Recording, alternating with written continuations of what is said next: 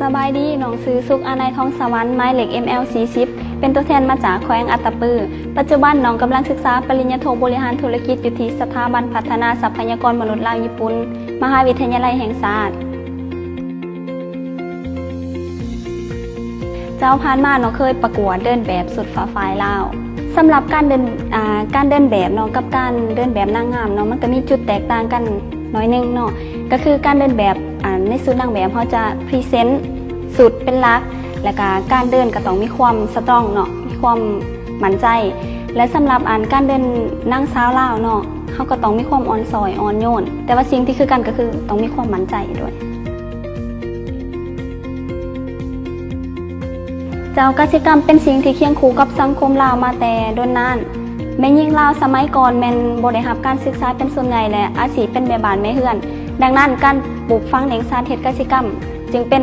เวียงงานหลักในครอบครัวและก็เป็นเวียงงานหลักของแม่ยิ่งลาวในสมัยก่อนจนตกทอดมาฮอดปัจจุบันนี้แม่ยิ่งลาวก็ยังมีบทบาทสำคัญในกสิกรรมเพราะแม่ยิ่งเป็นเพศที่มีความอ่อนโยนอ่อนซอยใส่ใจในรายละเอียด